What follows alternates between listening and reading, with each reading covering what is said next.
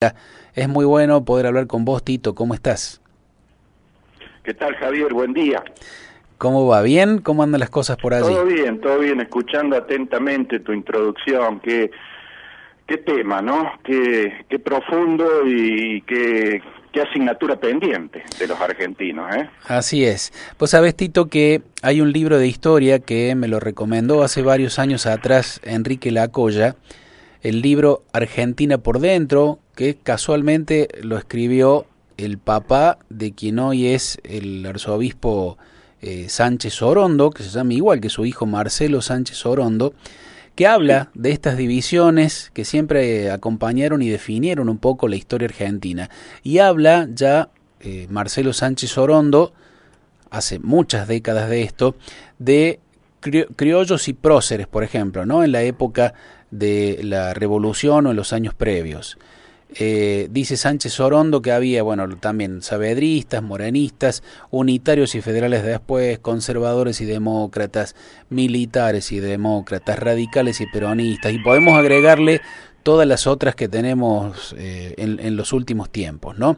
¿Vos podés compartirnos tu propia lista, Tito, por favor? Sí, bueno, es esa, ¿no? Sí, efectivamente, Sánchez Orondo, un pensador nacionalista, yo lo tengo Uh-huh. en mi biblioteca, pero hace poco trabajé, y vos lo sabes, Javier, en un libro que se llama justamente La Grieta, Uh-huh. Historia de los Desencuentros Argentinos, donde trato de pasar revista precisamente a todas esas situaciones, divisiones, que a lo largo de nuestra joven historia, porque hay que tener presente que comparado con países milenarios, si bien acá existían obviamente culturas originarias, como país independiente, como nación independiente, tenemos escasamente 200 y chirola, Claro. desde si contamos de 1810 para acá. Y sin embargo, una intensa presencia de conflictos, de divisiones, de contradicciones, que, bueno, ojalá hubieran servido para obrar como motores del desarrollo, del progreso, que en algún momento lo tuvimos, ¿no? Uh-huh. Pero en general, Javier, en general, esas divisiones y conflictos operaron en sentido inverso, vale decir, operaron como desgaste inútil de energías, de confrontaciones, cuando no significaron incluso vidas humanas, violencia, que hay también muchísimo en nuestra corta historia, y parece ser que nos cuesta a los argentinos, debe haber una cuestión genética en nosotros, nos cuesta buscar el entendimiento, el acuerdo, el consenso antes de la confrontación. Lo digo al Uh-huh. revés, es como si fuéramos muy adictos a la confrontación, Claro. sabiendo de antemano que en general no lleva a buen puerto, pero la lección de la historia indica que seguimos en este presente más o menos planteando las mismas cuestiones, ¿no? Uh-huh. En tu libro, puntualmente, La Grieta, Historia de Desencuentros Argentinos, por supuesto muy recomendable, Tito, Gracias. ¿cuáles te parece que son las grietas modélicas Ah. o ejemplares que tenemos a lo largo de nuestra historia? Sí. Bueno, yo hago, como te decía, Javi, un rápido repaso, sucinto repaso histórico. Después tenemos todo el siglo XIX, que para nuestra audiencia, recordemos, son los años 1800 y pico, todo lo que es 1800 y pico está lleno. Uh-huh. Después de la primera hora patria, donde tuvimos el gran protagonismo de los padres de la patria, de San Martín, Belgrano, Güemes, arrancamos con los líos nuestros, unitarios y federales, que fue muy fuerte durante ese siglo XIX, después cuando vino Juan Manuel de Rosas, rosistas versus antirrosistas, y después cuando la figura central o la centralidad ocupó Mitre, Buenos Aires versus el interior, mitrismo o centralismo versus federalismo, y ya sobre el final de siglo, cuando el conflicto político, digamos, estaba desplegado en su máxima intensidad, conservadores versus radicales, porque recordemos que aparecía el radicalismo en ese momento con una actitud muy de interpelación al sistema, porque si bien regía la Constitución del 53, no había ejercicio real de los derechos políticos, el voto estaba Uh-huh. vedado a la mayoría popular. Y ya en el siglo XX, que es los 2000 y pico, digamos, el siglo pasado, persistieron los enfrentamientos. De hecho, cuando llega el peronismo, se genera una contradicción, un conflicto que con matices, con otros personajes, con otras circunstancias y contextos, de alguna manera persiste hasta hoy. Pero también tenemos la mala noticia en el siglo XX que este condimento de conflicto se aumenta con los golpes militares, con las dictaduras. Ya en 1930 se inaugura esta mala costumbre de reparar los problemas políticos con la irrupción de las Fuerzas Armadas, del Ejército, que tiene otra misión natural que nada tiene que ver con el ejercicio del gobierno. Y sin embargo, en 1930 tenemos el primer golpe de Estado y después sucesivamente, Javier, en 1943, en 1955, en 1960, en el 66, en el 76, el último, el peor, el más sangriento de todos. Pero incluso en medio de toda esa circunstancia de inestabilidad política, como decía el peronismo, esa primera hora también estuvo rodeada de mucha violencia. Recordemos que a Juan Domingo Perón en 1955 lo derroca una revolución libertadora que antes había nada menos que bombardeado la Plaza de Mayo. Claro. Un hecho que no está muy presente en la memoria de los argentinos, pero se la recuerdo a los oyentes porque es uno de los picos más altos de violencia civil, de enfrentamiento interno, cuando un día hábil, en horas del mediodía, los aviones de la Marina bombardearon la Plaza de Mayo. Bueno, y después así sucesivamente. Y da la impresión, Javi, para venirnos rápidamente a nuestros días, así que desde 1983 para acá, si bien hay un clima de un poco más, digamos, tolerancia, convivencia, felizmente no hemos tenido otra vez circunstancias de dictaduras, pero todavía no encontramos la forma de aprovechar y sacarle todo el fruto a la democracia, a la república, al Estado de Derecho, porque quien ejerce el poder, digamos, en general, siempre en general, sigue persistiendo en la obsesión de mantenerlo o mantenerse en el poder todo el tiempo que le fuere posible, desechando los posibles acuerdos con otras fuerzas políticas, privilegiando el propio, digamos, juego político. Y eso conlleva a que buena parte de la sociedad sientemente. Y me parece que un poco esa constante viene desde el 83 para acá, ¿no? Bien.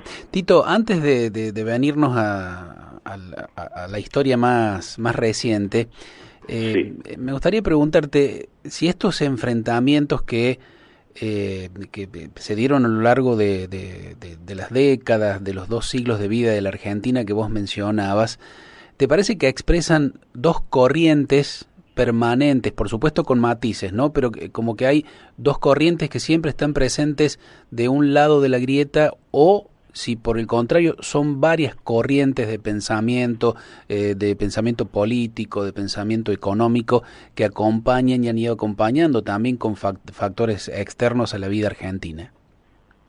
Está muy tentador tu planteo, Javi, muy tentador porque efectivamente obliga a sumergirse, digamos, más profundamente en estos conflictos y ver si aparece lo que vos estás planteando.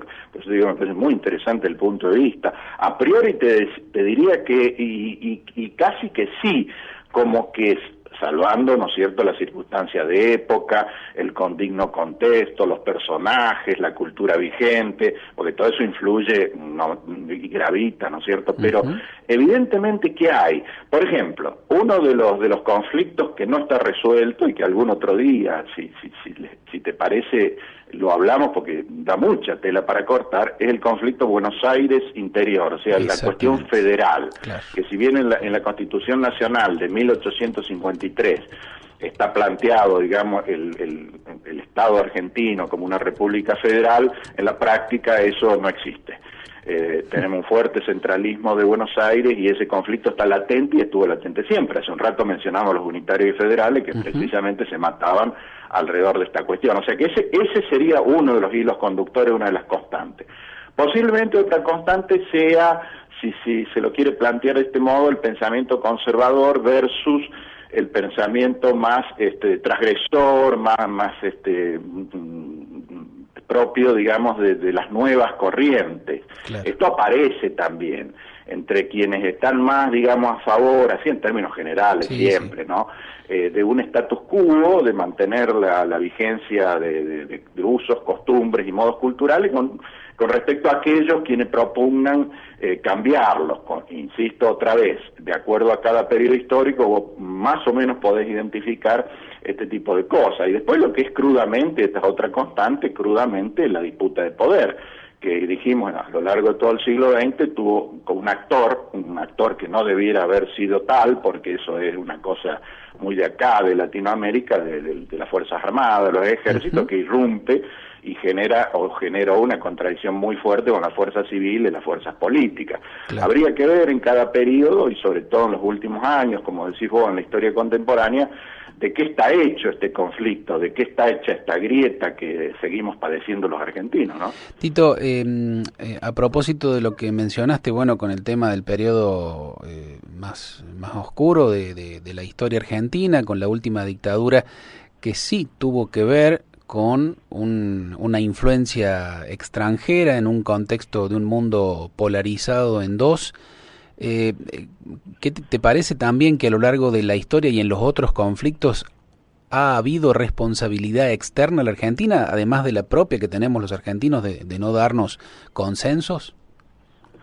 Siempre, como bien dices, Javi, el factor externo, la potencia dominante en cada etapa de la historia ha influido y mucho. Bueno, uno de los capítulos más transitados del relato escolar son las famosas invasiones inglesas, de allá 1806-1807, que intentaron, digamos, quedarse con las colonias españolas y desató todo ese momento que se recuerda en los manuales de historia.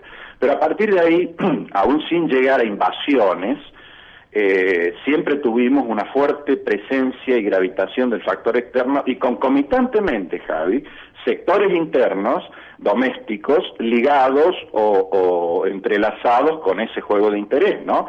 Qué sé yo, arrancás desde el momento rivadaviano, de Rivadavia de 1820, la década, con el empréstito Bari Brother, que inauguró la deuda externa en Argentina, y te venís para acá y vas a encontrar que siempre hubo este factor, ¿no? En la década de 1930, por ejemplo, el famoso pacto Roca-Runciman, que fue un pacto entre el gobierno argentino con el gobierno de Gran Bretaña, que bueno, involucró casi todas las actividades económicas, la banca, la actividad financiera, casi poniendo al país como un satélite más de lo que en ese momento era la potencia dominante. Pero para no irnos tan lejos, bueno, después el peronismo tuvo una fuerte actitud, hablo del peronismo de la primera hora, con el 55, una fuerte actitud contra Estados Unidos, o antiimperialista, ponele, porque ahí arranca ya los Estados Unidos como centro de gravedad de la política internacional. Todo el momento de la bipolaridad, de la Guerra Fría tuvo mucha influencia, pagamos altos costos también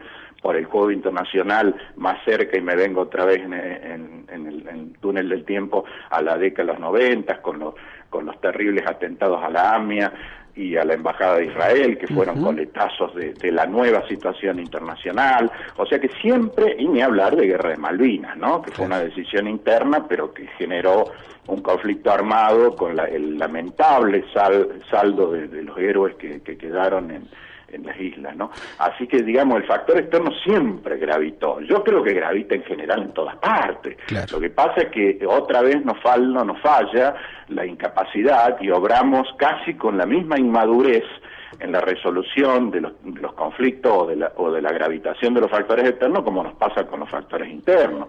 Entonces muchas veces esto desborda y genera situaciones inconvenientes. El Martín Fierro dice que si los hermanos se pelean, los devoran los de afuera, ¿no? Un poco exponiendo con sabiduría literaria esta realidad de que si nosotros no somos capaces de darnos una soberanía en todo sentido que nos fortalezca como nación, vamos a depender mucho, me parece, siempre de la influencia externa. Hay un teórico, un politólogo, Marcelo Gullo, que habla de esto, ¿no? Él dice que es necesaria la insubordinación fundante. Lo dice de esa manera, no sé si estás de acuerdo, Tito, con esto. Sí, sí, pero no visto, digamos, como un rechazo absoluto, Lógico. porque en un mundo globalizado, integrado, hipercomunicado, o en un mundo online como el que vivimos, sería ridículo plantear, digamos, qué sé yo, levantar murallas como hicieron los chinos hace dos o 3.000 años. Eso ya no existe. Lo que se requiere es, para que esa insubordinación fundante tenga un sentido histórico y valedero, es que esté basado en una política inteligente, madura, claro, de relación con el mundo, tomar del mundo lo que nos sirve y tratar de proveer o situarnos o ubicarnos en aquello que el mundo puede necesitar de nosotros, en un juego dinámico que tiene que ser muy realista, muy práctico, muy alejado de cuestiones ideológicas, digamos, que a veces limitan estas posibilidades, sin perder personalidad, sin perder identidad, nada de eso, no estoy hablando de eso, sino ser capaces de aprovechar nuestras ventajas, porque ¿cuál es la mala noticia de toda esta hermosa conversación, por lo menos para mí, que estamos teniendo, Javi?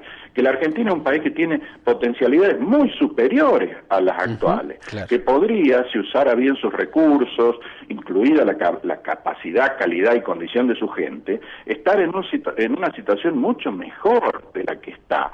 Les cuesta entenderlos de afuera, el enigma argentino, entendido como tal, digamos. ¿Cómo puede ser que un país que tiene un montón de cosas que otros países envidian, que les gustaría tener, no sea capaz de aprovecharlas en su beneficio legítimamente? Es una cuestión que algún día los argentinos tendríamos que sacar un poco la cabeza de la coyuntura, de las cuestiones cotidianas, de lo que cada día, digamos, nos enfrasca en debates inútiles, y ponernos a pensar en esto. Vos hace un rato mencionabas al Martín Fierro, la sabia sentencia de José Hernández: si entre los hermanos se pelean, nos devoran los de afuera.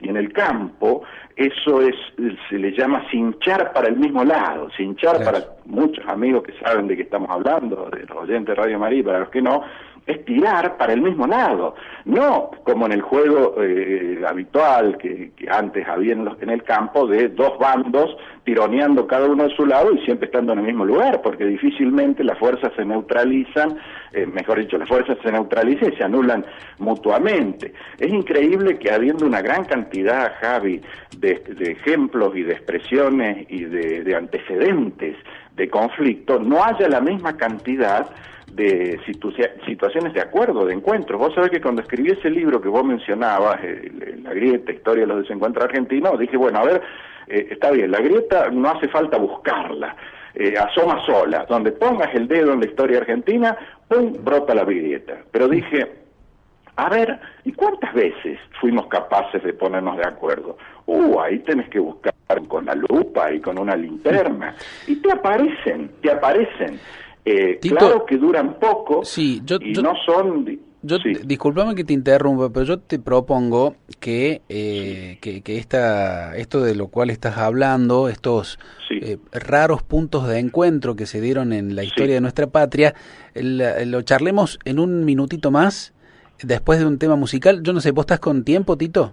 ¿Tenés un tiempito más? Por supuesto, vamos a disfrutar de la música de Radio María. Porque claro, yo tenía preparada esa pregunta de los puntos de encuentro, como fue, por ejemplo, me parece uno de los puntos más claros en 1983, cuando todos los argentinos dijimos, bueno, el camino es la democracia y no la dictadura, y todavía afortunadamente lo estamos transitando. Pero somos esta historia que estamos contando, llena por allí de barros y de sombras, pero también de luces, ¿no? Y te pregunto, Tito, ¿cuáles han sido estas luces, los momentos de iluminación, o en todo caso los puntos de encuentro, como lo fue hace un ratito, lo decíamos, en 1983, que nos pusimos de acuerdo todos los argentinos en favor de la democracia? ¿Cuáles han sido esos puntos de encuentro? Bueno, de los fundacionales tenemos que mencionar, obviamente, 1853, cuando, después de un largo periodo de desencuentros, de enfrentamientos y de batallas internas, se sella el pacto de San Nicolás de los Arroyos y la ulterior sanción de la Constitución Nacional. Parecía que en ese texto, donde tuvo mucha influencia Juan Bautista Alberdi, quedaban, digamos, superadas las cuestiones, y de ahí para adelante íbamos, como decíamos hace un rato, Javi, cinchar para el mismo lado. No fue así. no fue así. Esa Constitución quedó reducida a letra muerta durante mucho tiempo, tal es así que recién en 1912, y acá señalo otro punto de encuentro, de resolución racional e inteligente del conflicto, con la famosa Ley Sáenz Peña, que fue la que dejó de lado todas las reglas tramposas, amañadas, y dio lugar a la República en el ejercicio de los derechos políticos del voto secreto, universal y obligatorio, no tan universal, porque recordemos que las mujeres recién van a poder votar en 1949, pero digamos que se abrió otro capítulo, es un buen momento, así llamémoslo así, un buen momento.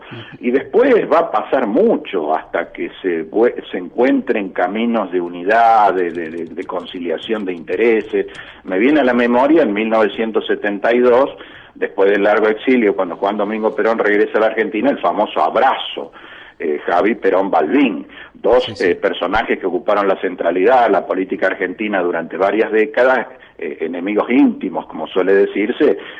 Balbín era el líder de una oposición muy dura al peronismo, inclusive había estado preso en la primera etapa del peronismo, y sin embargo fue capaz ambos de dejar de lado ese sentimiento a lo mejor personal o lo que fuere, y estrecharse en un abrazo que permitió que en el 73 se recuperaran las instituciones, con muy mal pronóstico, porque duró muy poco, porque ahí sí afloró una grieta con una violencia inusitada que desembocó en el fatídico golpe de 1976, y ahí sí, como bien decís vos, 1983 es un punto muy alto, lo pongo igual que vos como un punto muy alto, donde los argentinos, digamos, abrazaron la idea del nunca más, de la importancia de los derechos humanos, de las libertades cívicas, del Estado de Derecho, de las leyes, de la Constitución, de la justicia, encarnada en ese momento con toda justicia, Javi, con toda justicia por don Raúl Alfonsín,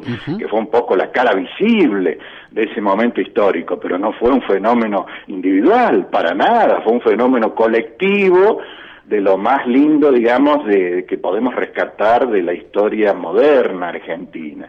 Y después para acá muy poco tenemos el Pacto de Olivos, no sé si te acuerdas. Por supuesto, sí. Por la década del 90, cuando el presidente era Carlos Saúl Menem, que pudo haber sido una buena oportunidad, porque Carlos Saúl Menem y Raúl Alfonsín firman el Pacto de Olivos, que fue la base para la reforma constitucional de ese año, del famoso núcleo de coincidencias básicas, que podría haber sido de mucho mayor alcance de lo que fue, porque en realidad Menem tenía un objetivo en ese momento, que era lograr la reelección presidencial para ir por un segundo mandato, y efectivamente se consiguió. Y Alfonsín, sabiendo que era muy difícil, digamos, que pudiera desde el punto electoral confrontar en ese momento, prefirió aportar o influir en esa reforma algunas otras cuestiones. Pero lo cierto es que ese momento, que pudo haber sido un acuerdo de mucho mayor alcance, no lo fue tanto. Y después tenemos el 2001, con una quiebra muy importante, un agotamiento del sistema de representación política. Los oyentes deben estar recordando el que se vayan todos, la gente enardecida en la calle, los piquetes, los políticos que no podían salir a la puerta. Y sin embargo, después vino un muy buen momento también. ¿Te acuerdas de la mesa del diálogo, verdad? Impulsada por la Iglesia Católica, otras instituciones, los demás credos, del 2002. Esa mesa de diálogo, del diálogo argentino, yo creo que fue un bálsamo, un placebo muy importante para un momento de alta irritabilidad de la sociedad. Y después nada, después si nos venimos para acá, no encontramos realmente, más allá, Javi, de la recurrente mención retórica, discursiva. No hay político en la Argentina que no se llene la boca de los acuerdos, de la búsqueda de acuerdos, de la necesidad de los puntos de acuerdo. El pacto de la Moncloa, que le recordemos rápidamente a nuestra audiencia, que son aquellos acuerdos históricos que le permitieron a España salir del medioevo, allá por 1980 y pico, 1970 y pico, después de la larga dictadura franquista. Ese acuerdo que iluminó, digamos, la época, acá no hay, vos lo googleás y no hay quien no haya mencionado, pero nunca se lo intentó. O sea, así como se lo mencionó cientos de veces, nunca se intentó en serio, de verdad y con sinceridad, buscar un pacto de la Moncloa, un acuerdo de la Moncloa en el sentido de lograr un punto de vista común, no en una agenda extensa, porque tampoco se puede pretender que estemos de acuerdo en todo, claro, pero en un puñado de cosas elementales sí, y esto sigue siendo una gran asignatura pendiente. Tito, en estos puntos donde los argentinos logramos encontrarnos por un objetivo que con idas y vueltas logramos llevar adelante, ¿a qué te parece que se renunció o a qué renunciaron o qué actitudes tomaron los líderes de los sectores que nos sirvan para tener hoy como ejemplo? Bueno, en general lo que prevalece en la historia, y creo que eso los ha dejado bien parados, sobre todo a los protagonistas de la primera hora, es su sentimiento patrióticos, ser capaces de anteponer el interés general, la grandeza de la patria, lo que es en sí el patriotismo, que uno habla, Javi, y puede que parezca que hablamos de antigüedades, de cosas pasadas de moda, porque por ahí de repente hablar de patria parece ser como hablar, no, para nada. El sentimiento patriótico de pertenencia, de identidad, sigue vigente. Puede ser que cambien las circunstancias, que se exprese de otro modo, naturalmente, conforme a los avances culturales, tecnológicos, etcétera, etcétera, pero ese concepto de ser capaces de anteponer el interés colectivo, el sentimiento general, la necesidad de los sectores más humildes, la protección de los más vulnerables, ese concepto tiene que anteponerse a la lógica ambición de todo político, ¿no? Porque yo creo que sobre todo quienes llegan lejos, los que llegan a los cargos superiores, Javi, es porque tienen un motorcito interior que les hace ser muy propensos a la búsqueda del poder, que no tiene más nada de malo en sí, en general eso es la política, ¿no?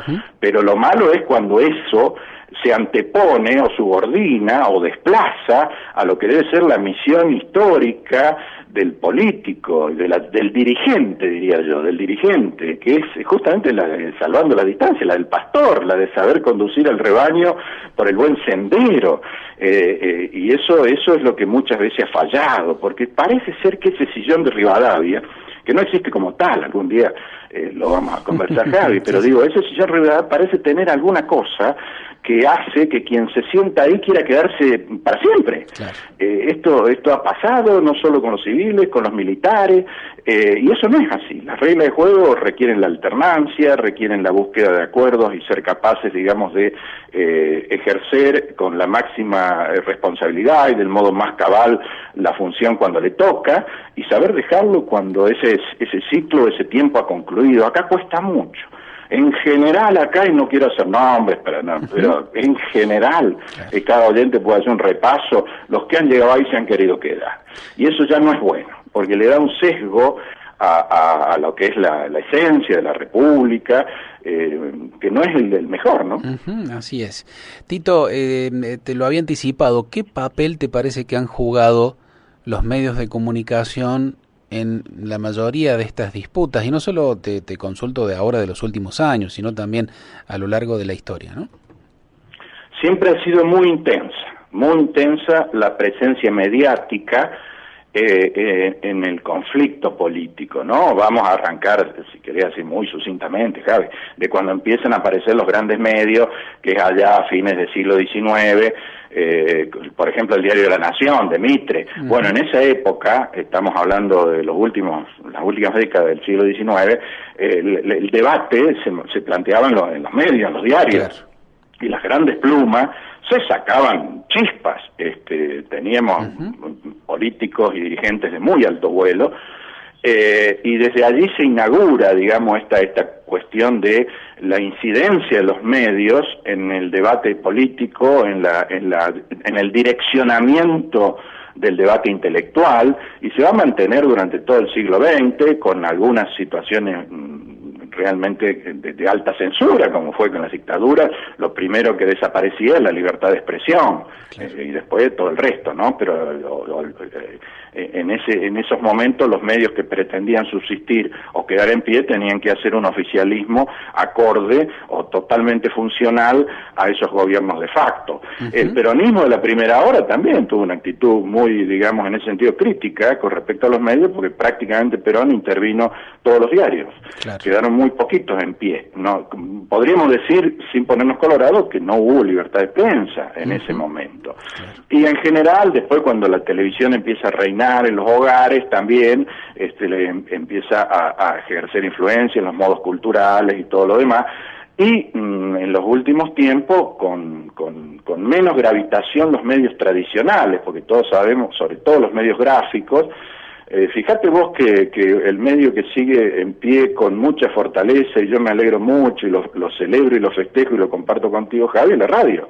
Vos sabés que cuando apareció la televisión, allá por 1950 más o menos, muchos dijeron, bueno, se acabó la radio, que era la reina del hogar. Claro. No solo que se acabó, sino que la radio sigue viva, con mucho más energía y vitalidad que la propia televisión abierta, donde ya sabemos que está teniendo muchos problemas con la competencia que tiene de otros medios.